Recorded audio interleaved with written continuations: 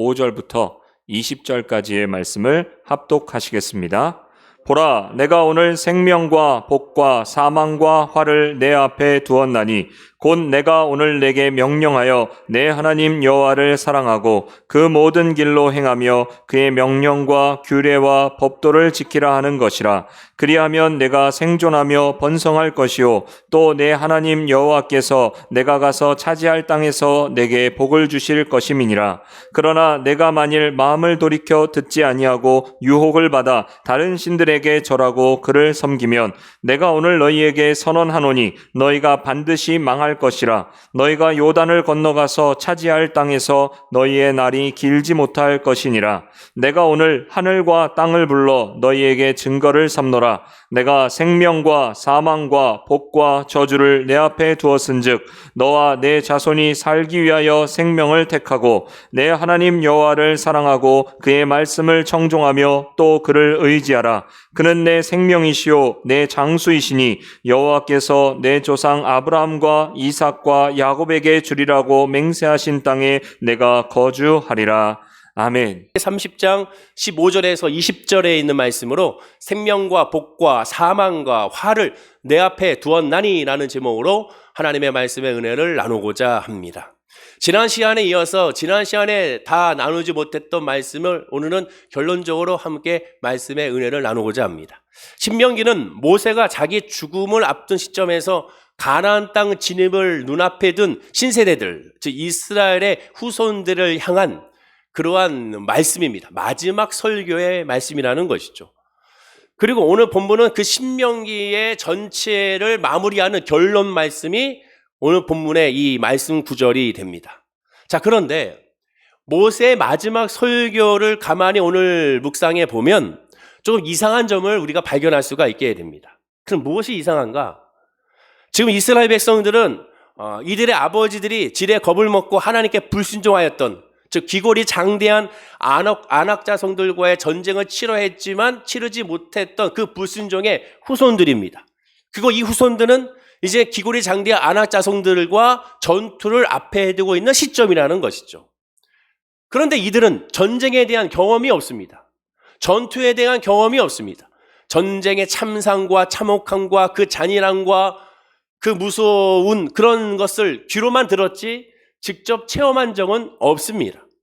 그러면 전투와 전쟁을 앞에 두고 있는 이 이스라엘 백성들에게 우리가 상식적으로 모세가 마지막으로 권면을 한다면 앞으로 전쟁이 있을 테니까 전쟁에 대한 격려와 위로와 소망의 말씀으로 주는 것이 상식적인 권면과 마지막 말씀이라고 할 수가 있게 될 겁니다.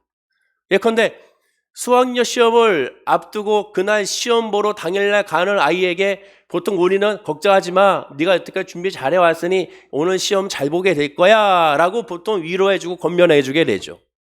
군입대를 앞둔 자녀에게, 군입대하는 그 당일날 그 자녀에게 걱정하지 마, 군생활이 그렇게 힘든 생활은 아니야, 갔다 오고 나면 네 마음도 그렇고 네 육신도 그렇고 많이 넓어지고 튼튼해져서 좋은 경험이 될 거야, 이로운 경험이 될 거야 라고 위로해주고 권면해주는 말을 하게 됩니다. 즉 오늘 본문에도 이스라엘 백성들에게 전쟁을 앞에 두고 있으니 하나님께서 너희와 함께 하시니 두려워하지 말고 싸워라, 승리는 하나님께서 반드시 주신다, 그러니 담대하라라는 권면을 모세가 할 수가 있게 됩니다. 그것이 상식적인 마지막 말씀이라고 할 수가 있죠.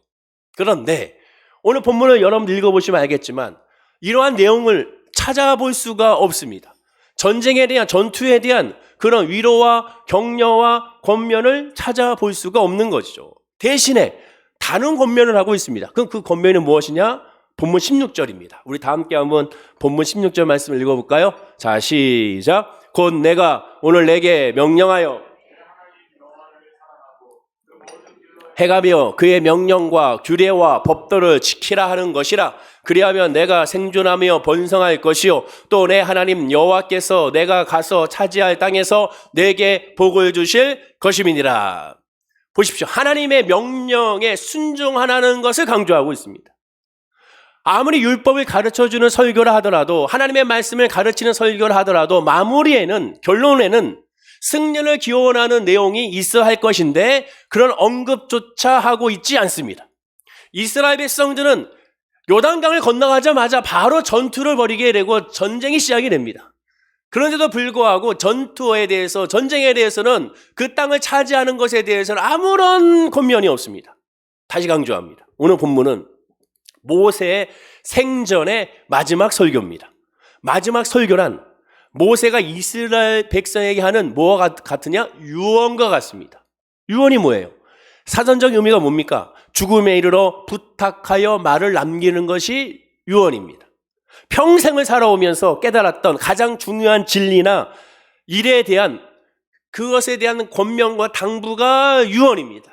자, 입장 바꿔서 여러분들이 한번 유언장을 쓴다고 생각해 보세요. 당장 이제 곧 죽음을 앞에 두고 있는데 내 자녀에게, 내 손주에게, 내 가족에게, 내 친구에게 마지막 말을 남긴다면 무슨 말을 남기겠습니까? 그리고 그 말을 남기게 되면 그 고인의 유지를 받들어서 어떻게든지 사람들은 지키려고 할 것입니다. 그만큼 유언은 소중한 것이고 그 유언은 정이 깃든 것이고 그 유언은 사랑의 말인 것을 우리가 확인하게 되죠. 모세도 지금 마지막 설교를 한다는 사실을 알고 있습니다. 모르지 않습니다. 왜? 하나님께서 가나안 땅에 들어가지 못하게 하는 것을 본인이 알기 때문에. 그래서 마지막으로 고별 설교를 하고 있습니다. 유언입니다. 그러면 더더욱 이 마지막 말씀이니까 최선을 다하여 가장 중요한 말을 이스라엘 백성들에게 권면하려고 하겠죠. 가르쳐 주려고 하겠죠. 말하자면 모세가 120년 인생에서 철두철미하게 깨달은 그러한 삶의 진리를 가르치려고 할 것입니다. 모세 120년의 인생에서 제일 중요한 진리가 무엇인지 본문에서 결론적으로 설교하고 있는 내용이라는 겁니다. 그런데 앞으로 있을 가나안 땅에서의 정복 전쟁이나 그 땅에서 어떻게 살아가야 될지, 삶을 어떻게 유지해야 될지 그런 것에 대해서는 어느 언급도 없습니다. 또한 그 땅에 어떠한 족속이 있고 그 족속과 대항하여 땅을 차지하기 위해서는 어떠한 노력이 있어야 되는지, 누구를 세워야 되는지, 누구와 함께 해야 되는지 그런 내용도 전혀 없습니다. 즉 전쟁을 승리하기 위한 그런 내용이 전혀 없어요. 오직 하나, 전쟁을 위한 하나님의 능력과 하나님의 역사를 강조하기보다 하나님의 말씀대로 사는 순종이 중요하다고 가르치고 있습니다. 그리고 그것이 하나님의 말씀에 순종하는 것이 생명과 죽음을 가르는 그런 기준이 된다고 오늘 본문에 모세는 마지막으로 설교하고 있습니다. 지금 이스라엘 백성들에게 있어서 하나님의 능력은 이스라엘 백성들이 이미 익히 봐와서 잘 알고 있습니다. 지금 말씀을 전하는 이 순간에도 이스라엘 백성들은 하나님의 기적을 체험하고 있습니다. 무엇으로? 만나와 메추라기로. 또 무엇으로? 불기둥과 구름기둥으로. 또 무엇으로? 반석에서 샘물이 터져 나오는 것으로. 또 무엇으로? 의복으로. 또한 그의 육신의 건강으로. 또한 이방 민족의 침입을 막아주는 것으로. 주변 사방을 둘러보면 모든 것이 하나님의 능력의 기적의 역사이기 때문에 이 이스라엘 백성들은 하나님의 능력을 하나도 의심하지 않습니다. 강조할 필요가 없습니다. 너무 잘 알기 때문에 오히려 걱정이죠. 오늘날도 마찬가지입니다. 여기 계시는 모든 성도님들 하나님의 능력에 대해서 따로 강조할 필요가 없이 다 압니다. 여기 계신 모든 분들이 하나님이 창조주 하나님이라는 것을 의심하지 않습니다. 하나님은 무소부지하는 것도 의심하지 않습니다. 하나님은 역사하신 하나님이라는 것도 다 알고 있습니다. 내 질병을 치료하신 분도 알고 있습니다. 구원자 하나님을 다 알고 있습니다. 코로나19 바이러스도 하나님 말씀하시면 바로 종식된다는 사실을 여기 계신 모든 분들은 다 알고 있습니다. 그것을 의심하지 않습니다. 만약에 그것이 의심이 된다면 이 코로나19 이 전국에 이렇게 모여서 예배 드릴 수도 없을 것입니다. 왜? 잘 압니다. 근데 문제는 뭡니까? 너무 잘 믿어서 걱정이죠. 왜? 하나님의 능력이 있는데 왜 해결해 주지 않느냐는 거죠. 하나님이 질병을 치료할 수 있는데 왜 내 질병은 빨리 치료해 주지 않느냐. 하나님은 역사할 수 있는데 왜 내 사업은 역사해 주지 않느냐. 하나님은 믿음으로 말미암아 풍성한 은혜를 베풀 줄 아시는 분인데 왜 내 가정에만 이렇게 지독한 어려움과 아픔과 상처가 마치 저주와 같이 계속 이어지고 있느냐? 그렇게 우리 하나님 앞에 불만과 불평을 쏟아냅니다. 그럼 그 이유가 뭡니까? 하나님의 능력이 있음을 믿기에 불만과 불평이 쏟아지죠. 하나님의 능력을 모른다면, 그것을 믿지 못한다면 그런 말 할 필요가 없습니다. 능력을 알기에 왜 나에게는 빨리 안 해줍니까? 왜 빨리 회복이 안 됩니까? 왜 빨리 응답이 안 됩니까? 왜 빨리 역사가 안 됩니까? 라고 하나님께 불만과 불평이 쏟아지고 섭섭이가 들어오게 되는 겁니다. 그래서인지 모세의 권면은 한결같습니다. 다시 본문 16절을 제가 읽어드릴 테니까 잘 한번 다시 묵상해 보십시오.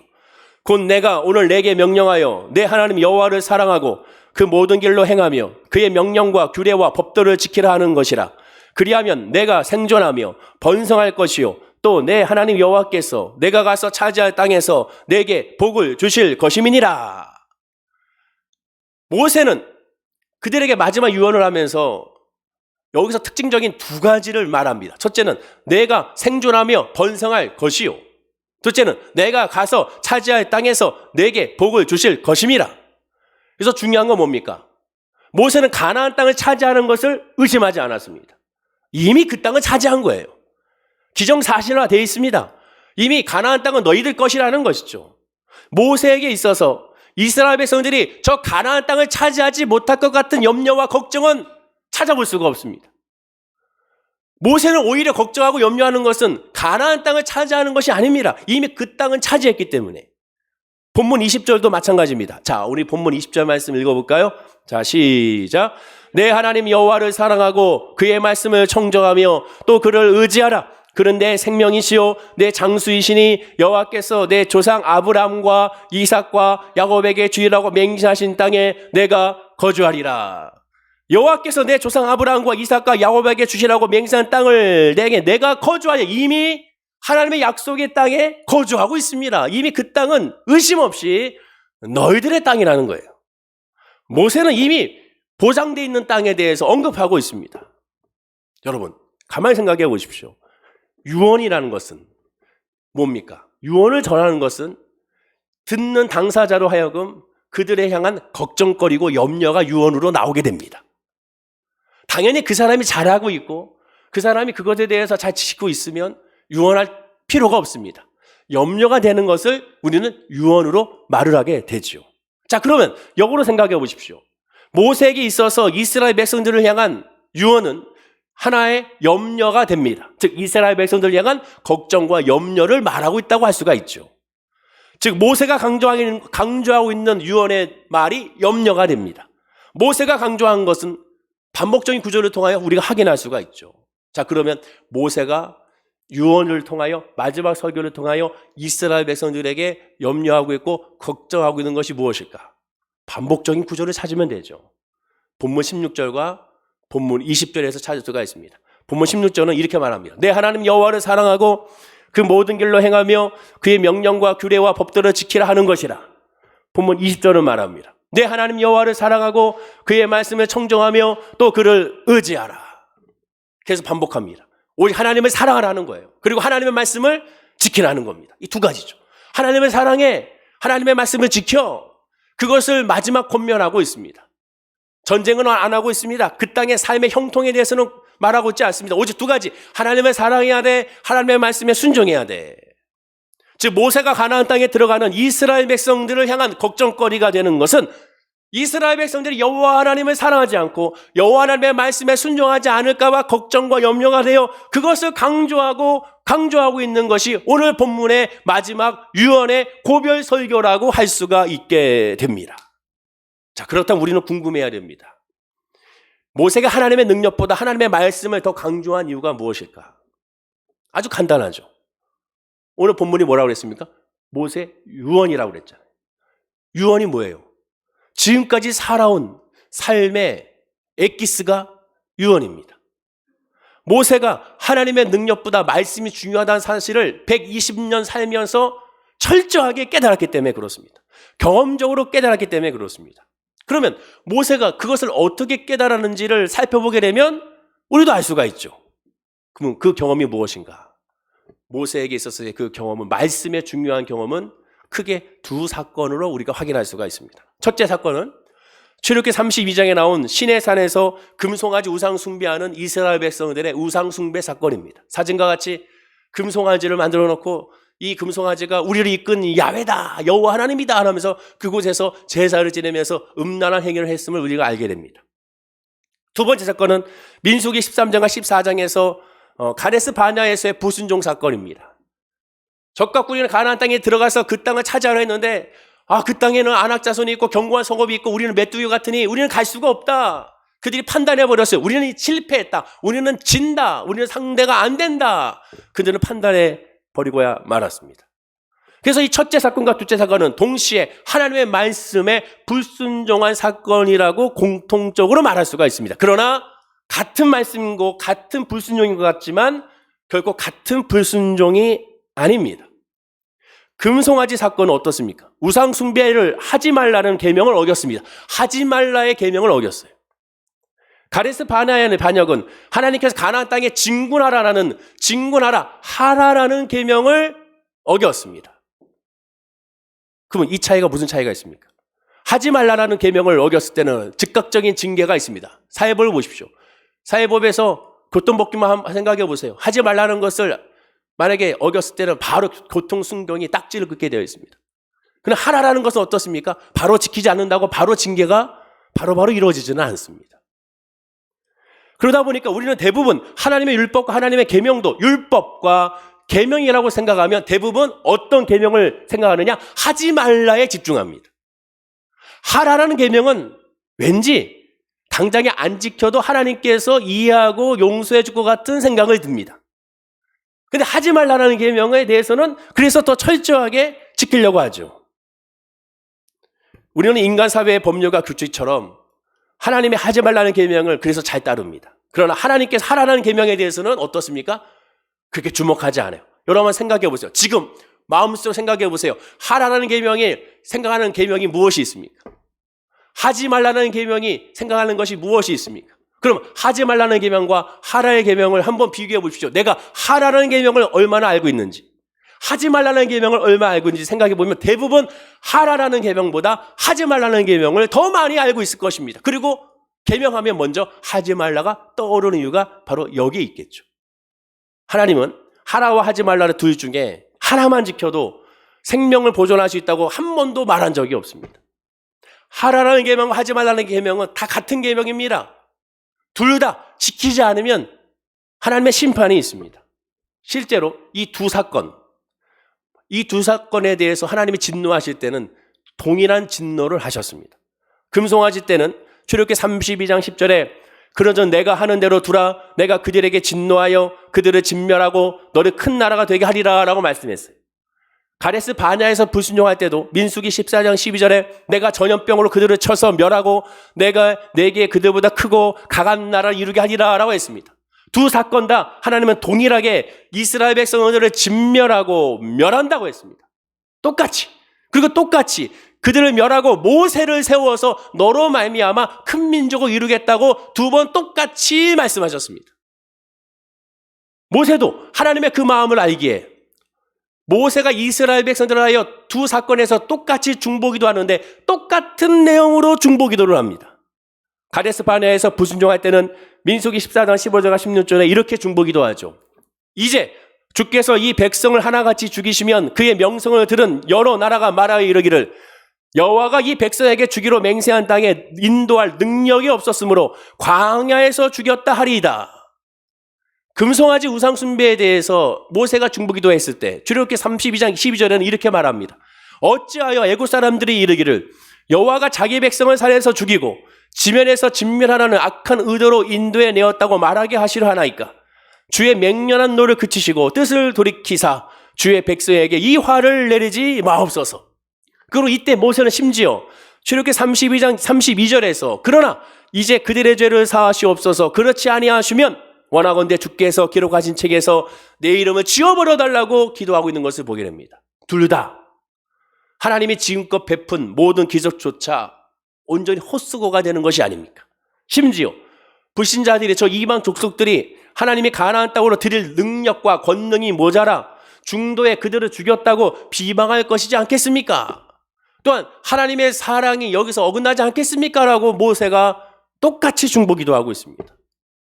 하나님은 모세의 중보기도에 응답하여 두 번 다 적극적으로 가담한 사람들만 그 자리에서 즉시 죽이시고 나머지는 다 살려줬어요. 그럼 여기서 끝인가? 아닙니다. 놀라운 것은 하나님께서 이스라엘 백성들이 하나님께 했던 입술의 불만과 불평을 그대로 그들의 입술의 고백대로 그들에게 돌려주셨습니다. 이 두 사건에서 하나님께 불만과 불평을 했던 이스라엘 백성들의 내용이 무엇이냐? 가데스 바네아에서는 애굽에서 죽었거나 이 광야에서 죽었으면 좋았겠다라고 고백했습니다. 시내산 금송아지 우상 숭배 때는 우리를 인도한 모세가 어찌 되었는지 우리는 알 수 없으니, 왜 40일 동안 내려오지 않았으니까 어찌 될지 알 수 없으니 다시 노예가 되어도 차라리 애굽으로 돌아가 죽는 것이 낫겠다라고 그들이 말했습니다. 그래서 하나님은 가데스 바네아에서 그렇게 불평한 자들을 광야에서 다 죽이셨습니다. 그들의 말대로 이 광야에서 차라리 죽게 낫겠다, 다 거기서 죽게 했어요. 딱 두 사람, 여호수아와 갈렙을 제외하고. 금송아지 우상 숭배 때에도 하나님은 그들이 원망한 그대로 다 광야에서 죽게 했습니다. 보십시오. 두 번 다 하나님은 하나님에 대한 백성들의 원망을 글자 하나 바꾸지 않고 그들의 머리에 그냥 쏟아 부어주셨습니다. 모세는 그걸 체험한 거예요. 하나님의 말씀이 1.1핵도 변하지 않고 하나님의 말씀이 하나님의 때가 되면 반드시 이룬다는 사실을, 어떤 환경과 어떤 악조건이 다가온다 하더라도 하나님의 말씀은 반드시 이루어진다는 사실을 모세는 깨달았습니다. 모세 개인적으로도 떨기나물 불꽃으로 하나님의 부름을 받은 이후에 하나님의 주신 말씀 한 치의 오차도 없이 정말로 약속의 말씀이 이루어진다는 사실을 모세가 깨달았습니다. 결정적으로 반석에 명하여 물을 내라고 하는 하나님의 말씀을 어기고 지팡이로 반석을 2번 쳐서 물을 낸 것 때문에 모세 본인도 광야에서 느보산에서 저 가나안 땅을 바라보고 하나님 나 저기 가게 해주세요라고 구했으나 응답받지 못하고 그 자리에서 죽임을 맞이하게 됐습니다. 하나님의 말씀이 인간이 떼쓴다고 되는 것이 아니라, 하나님의 말씀이 상황에 대해서 변하는 것이 아니라, 변개하는 것이 아니라, 왜곡되는 것이 아니라, 덧붙여지는 것이 아니라, 빠지는 것이 아니라 하나님의 말씀하신 그대로 알파와 오메가 되신 하나님의 말씀이 영원히 이루어진다는 사실을 모세는 깨달았던 겁니다. 그래서 모세는 알았습니다. 하나님의 말씀에 순종해야만 하나님의 생명의 역사가 일어난다는 사실을 깨달았습니다. 중요한 것은 말씀이구나. 하나님은 말씀이시기 때문에 말씀이 중요하구나. 환경이 중요한 것이 먼저가 아니구나. 말씀이 있고 나서 환경이 있는 거구나. 말씀이 있고 나서 나머지가 이루어지는구나 하는 것을 깨달았습니다. 이처럼 모세는 하나님의 말씀 역사를 확실하게 체험했습니다. 반드시 이루어지는 역사를 체험했어요. 깨달았어요. 아까 유언을 뭐라고 그랬습니까? 그 사람의 일생은 한 문장으로 축약하는 것이 유언이라고 할 수가 있습니다. 그렇기 때문에 모세는 이렇게 고백한 거예요. 본문 15절입니다. 우리 다 함께 읽어볼까요? 자, 시작. 보라, 내가 오늘 생명과 복과 사망과 화를 내 앞에 두었나니. 모세는 이렇게 하나님의 말씀이 생명과 죽음으로 작용하는 걸 확인했습니다. 이제 너 앞에 하나님 말씀이 있어. 말씀이 떨어졌어. 그 말씀에 순종하면 생명과 복이 있어. 말씀에 순종하지 않으면 사망과 화가 내 앞에 있어. 어느 걸 선택할 거야? 라고 묻고 있는 겁니다. 말씀이 중요하다는 거예요. 그러므로 모세가 이 새로운 세대에 남긴 말은 오직 말씀에 순종하라는 것밖에 없어요. 왜? 하나님의 계획과 하나님의 섭리대로 마침내 합력하여 서원을 이룰 것이니 지금 우리가 깨닫고 우리가 먼저 구할 것은 말씀밖에 없다는 거예요. 말씀하여 주옵소서. 말씀으로 회복되게 하시고 말씀으로 역사해달라는 겁니다. 그러면 말씀을 받아야 되는 것이죠. 자, 본문 20절을 보십시오. 다시 한번 본문 20절 말씀 읽어볼까요? 자, 시작. 내 하나님 여호와를 사랑하고 그의 말씀을 청정하며 또 그를 의지하라. 그는 내 생명이시요 내 장수이시니 여호와께서 내 조상 아브람과 이삭과 야곱에게 주리라고 맹세하신 땅에 내가 거주하리라. 하나님은 늘 말씀 중심으로만 말씀하고 있습니다. 아브람에게 약속한 말씀, 이삭에게 약속한 말씀, 야곱에게 약속한 말씀이 바로 그대로 이루어진다는 것이죠. 정리하면 모세는 하나님의 능력을 믿고 전쟁에서 승리하라고 격려하지 않았습니다. 하나님이 너희 선조에게 맹세한 땅에서 너희가 이미 거할 수 있다고 선언했습니다. 이미 거했다. 과거 완료로 선언하고 있습니다.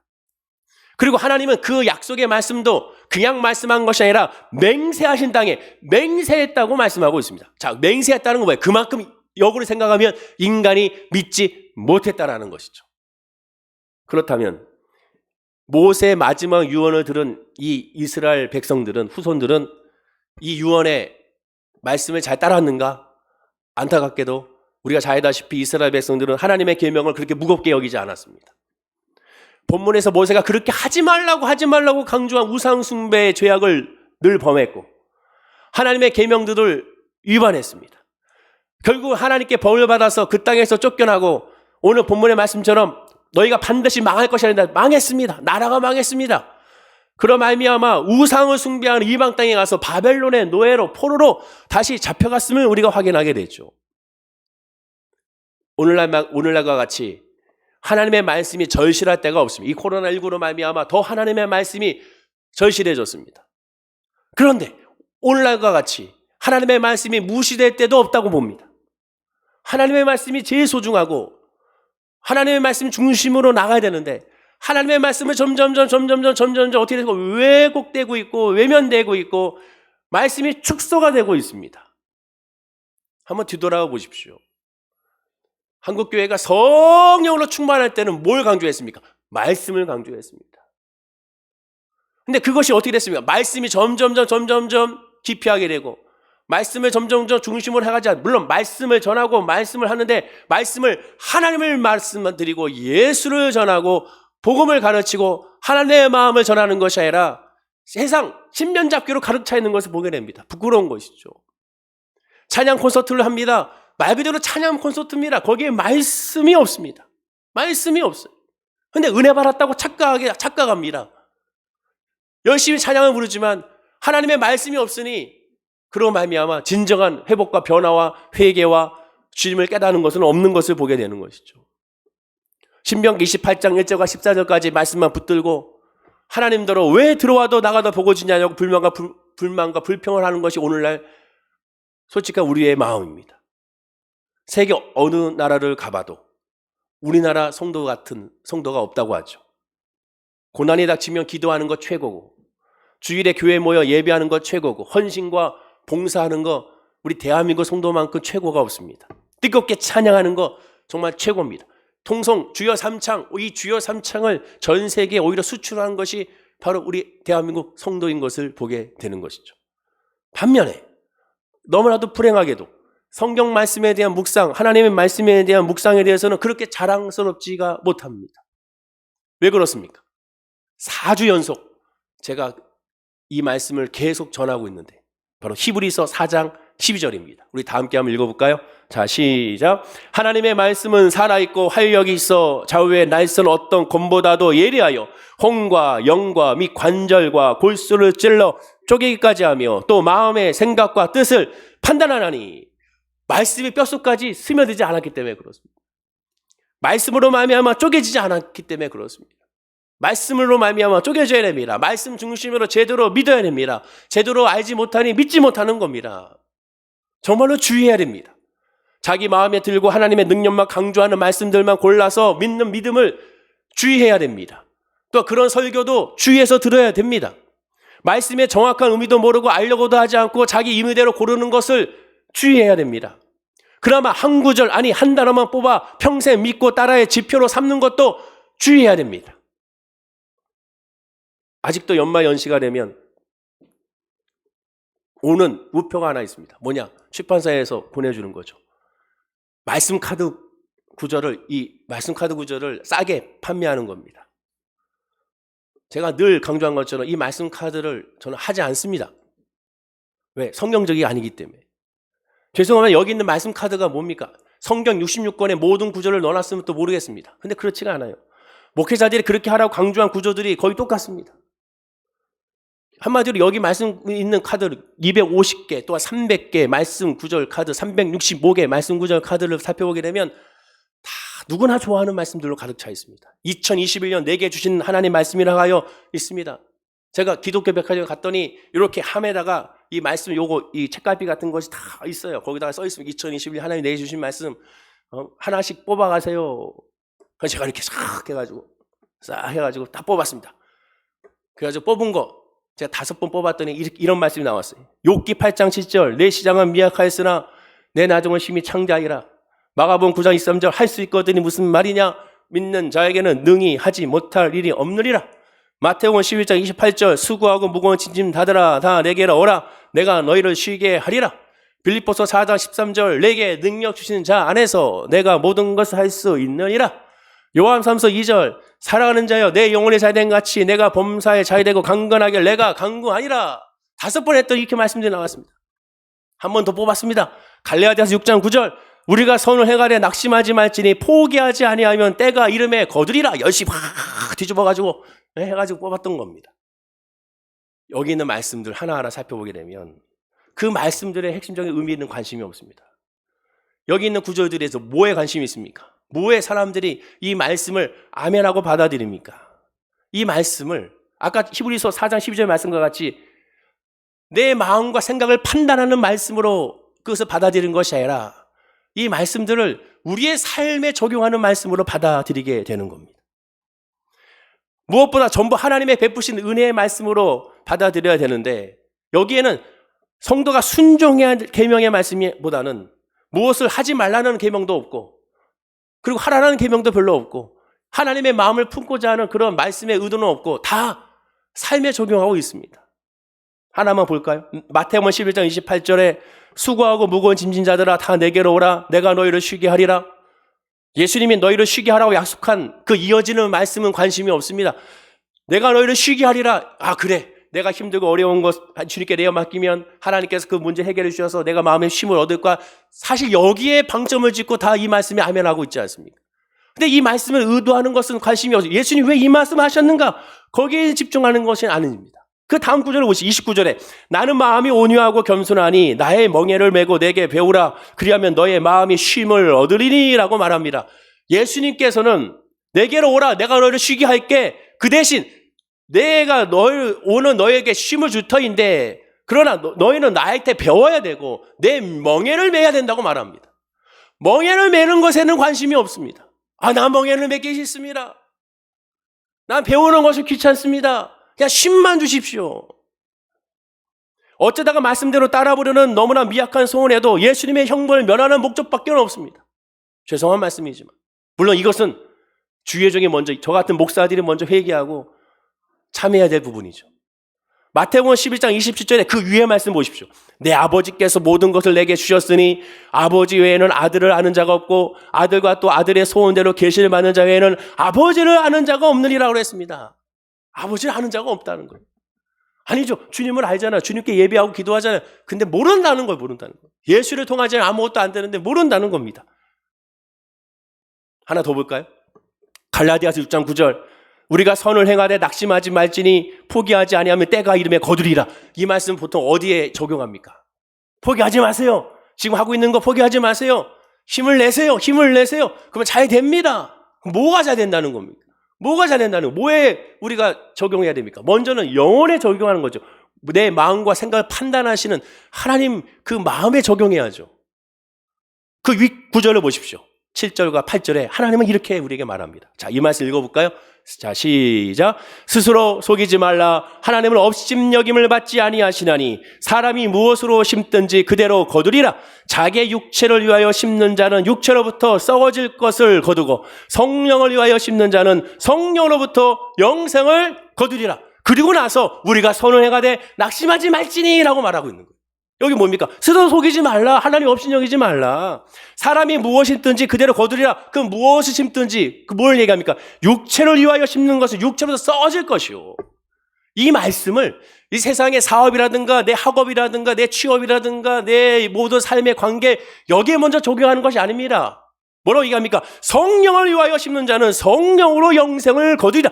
영생, 하나님과의 관계에 적용하라는 거예요. 그리고 말하는 것을 우리가 선을 행하되 이 선은 뭡니까? 성령으로 말미암아 충만한 하나님과의 관계, 예배와 기도를 말하게 되는 것이죠. 포기하지 마. 하나님 나에게 믿음을 주십시오. 믿음을 주십시오. 믿음을 주십시오. 포기하지 마. 네가 하나님을 구하고 있잖아. 선을 구하고 있잖아. 포기하지 마. 반드시 하나님께서 너에게 복을 주실 거야. 성령을 주실 거야. 내 가족을 위하여 믿음을 놓고 기도하고 있는데 왜 하나님 빨리 응답을 주지 않습니까? 포기하지 마. 반드시 너에게 역사해 주실 거야. 그 말씀인 것이죠. 그 다음에 10절을 보십시오. 그러므로 우리는 기회 있는 대로 모든 이에게 착한 일을 하되 더욱 믿음의 가정들에게 할지니라 라고 말합니다. 자, 이 얘기는 뭐예요? 모든 이 착한 일. 이 설날에 우리 라면 박스 하나 갖다 주는 걸 말합니까? 이게 아니에요. 여기서 말하는 착한 일은 뭐예요? 성령으로 말미암아 하나님의 말씀으로 말미암아 기도해주고 권면해주는 것을 말합니다. 그게 착한 일이에요. 그게 선이, 성경의 선은 복음이 선입니다. 그런데 하나님의 말씀을 이렇게 집중하지 않는 거예요. 수건을 그냥 가리고, 지난 금요일 예배 때 말씀, 수건을 가리고 하나님의 말씀을 보는 거예요. 수건을 가리고, 우리 스스로가 수건을 가리고 하나님 앞에 예배하고 기도하는 겁니다. 어저께, 그리고 지난 수요일 날, 제가 지나가는데 저한테 인사를 하셔요. 전 모르겠어, 누군지. 마스크 쓰고, 안경 쓰고, 뭐 여기 이렇게 추우니까 이렇게까지 하고 지나가신데 인사했는데 나 도저히 모르겠어요. 그래가지고 네 할렐루야 이렇게 했는데 혹시라도 섭섭하시지 마시기 바랍니다. 그렇다고 가가지고 붙잡아가지고 누구시죠? 또 그러면 또 섭섭할 거 아니에요. 근데 완전 무장을 하니까 모르겠어요. 저는 워낙 키가 크니까 딱 봐도 뒤에서 보면 뒤통수가 다 보이고 키도 크고 하니까 다 알겠지만 마스크도 하고 목도리도 하고 이것도 다 하고 하면 솔직히 누가 누군지 모르겠어요. 마치 이와 같습니다. 나는 하나님을 아는 것 같아. 근데 다 가렸어요. 근데 하나님은 누구냐 나 모르겠다. 하나님 저 아시잖아요. 근데 다 가리고 하나님 말씀을 보면 모르는 겁니다. 다시 한번 성경을 보십시오. 히브리서 4장 12절에 분명히 말씀합니다. 우리 다시 한번 읽어볼까요? 자, 시작. 하나님의 말씀은 살아있고 활력이 있어 자유의 날서 어떤 권보다도 예리하여 혼과 영과 및 관절과 골수를 찔러 쪼개기까지 하며 또 마음의 생각과 뜻을 판단하나니 하나님의 말씀이 뼛속까지 들어가요. 이걸 삼아야 돼요. 하나님 말씀으로 알게 하옵소서. 내 환경에 말씀하옵소서. 내 이 마음에 말씀하옵소서. 내 이 상한 마음에 말씀하옵소서. 내 이 육신의 질병에 말씀하옵소서. 내 가정에 말씀하옵소서. 왜? 하나님이 말씀이시니까. 말씀하옵소서. 십계명의 1, 2계명을 보십시오. 신명기 5장 7절 8절에 이렇게 말합니다. 나 외에 다른 신들을 내게 두지 말지니라. 너는 자기를 위하여 새긴 우상을 만들지 말고 위로 하늘에 있는 것이나 아래로 땅에 있는 것이나 땅 및 물속에 있는 것에 어떤 형상도 만들지 말라라고 했습니다. 십계명의 1, 2계명의 핵심 뭡니까? 우상의 얘기입니까? 우상의 핵심입니까? 우상의 핵심이 아닙니다. 보이는 우상의 핵심이 아니에요. 형상을 만들지 마는 것, 이것이 중요한 것이 아닙니다. 이 십계명의 1, 2계명, 신명기 5장 7절과 8절에서 가장 주목할 단어는 너는 자기를 위하여입니다.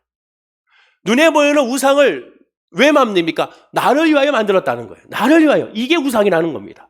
나를 위한 모든 것이 우상입니다. 기독교 신앙은 자기를 부인하는 신앙으로 하지 않습니다. 내가 죽고 그리스도와 살아가는 겁니다. 갈라디아서 2장 20절의 말씀처럼 그리스도와 함께 죽고 그리스도와 함께 살아가는 것입니다. 이것이 구원이고 이것이 새로운 피조물이라고 말씀하고 있는 것이고 그것은 말씀으로 말미암아 이루어지는 것이라고 말씀하고 있죠. 뼛속에 하나님 대신에 나만의 형통이 가득 차 있으면 그것이 바로 우상숭배입니다. 성경 말씀대로 순종하여 세상과 인간이 회복되지 않으면 아무런 희망이 없다는 거예요. 성령의 역사가 뭡니까? 성령, 보혜사 성령은 우리에게 어떻게 역사합니까? 하나님을 깨닫게 한다고 했습니다. 그리스도를 주로 고백하게 한다고 했습니다. 진리를 따르게 한다고 했습니다. 그것이 보혜사 성령이라고 하고 있습니다. 기독교는 하나님의 말씀 계시에 따르는 말씀의 종교입니다. 성경이 없으면 예수님과 그 십자가의 구원을 알 길이 없습니다. 성경의 말씀으로 그 은혜를 알 수가 있습니다. 그러니까 말씀을 집중해야 되고 말씀을 가까이 해야 되고 말씀으로 말미암아 모든 것을 해결해 나가야 되는 것이죠.